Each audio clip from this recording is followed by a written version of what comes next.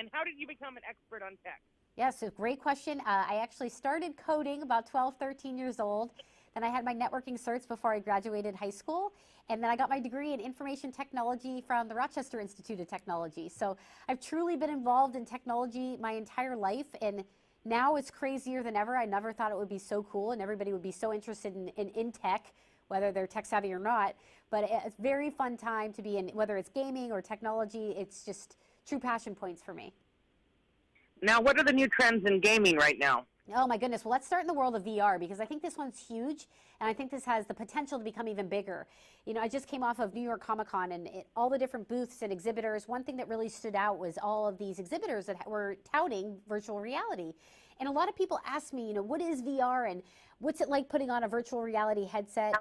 It's so incredibly immersive to be able to take the experience of gaming, for example, and be playing Minecraft, but then on another side, be able to use it in VR and become inside the game and really immerse yourself in what feels like an entirely different digital world. So virtual reality takes things next level. And again, you have to put on the headset to truly experience the level of immersion, especially for the first time, you'll be blown away. But I think that is really big in the world of gaming. Now, where can people get their headsets? Yeah, so a lot of people ask me, you know, is it just one headset? Is it really expensive? I think the big thing to understand is it starts at a low level where there's like a Google Cardboard, which is like 10, 15 bucks. I prefer the mid-range, which are about $100. Number of those available on the marketplace. Samsung Gear, for example, is a really strong example of one that people lean to. But then on the higher end, when you have like the Oculus Rifts of the world that have that very immersive gaming experience, there's nothing quite like that. And there's a reason why it's a little bit more expensive because it is so much higher end. So there's a number to choose from, but there's kind of one for everyone, if you will. Now, what's next for this kind of technology? Yeah, well, it's funny, you know, there's retro is making a big comeback, and also there's this high-tech consoles, obviously, that we know and love, and then VR.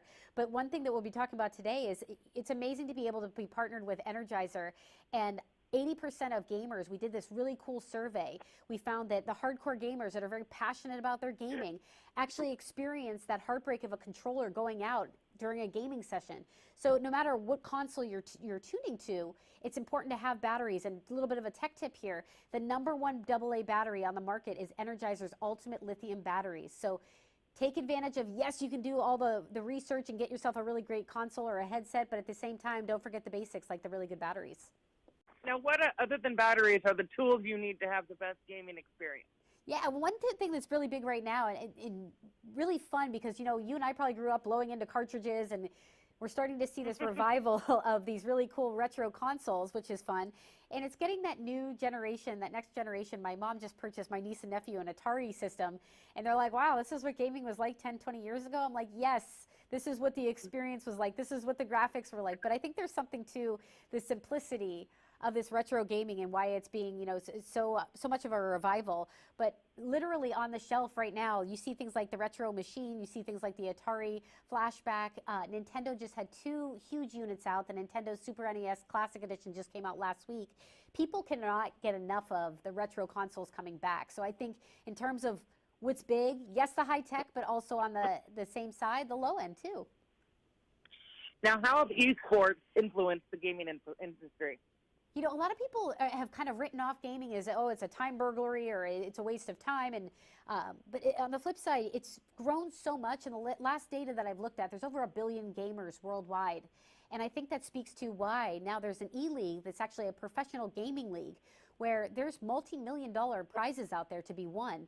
Competitive gaming is legitimately a thing. It is a sport, and people are on board. You know, tens of millions of people are streaming their own gaming experience, or also watching other people game, and it's becoming larger than life. And at the same time, not only does I think e-leagues kind of stand as how an example of why gaming is so large, but also at the same time, you know, I went to university at RIT, and there's a gaming major there now where if you graduate from that gaming major, there is a high placement for really good jobs. So gaming should be taken very seriously now, and again, growing exponentially. I think there's really exciting things that we're starting to see in the future.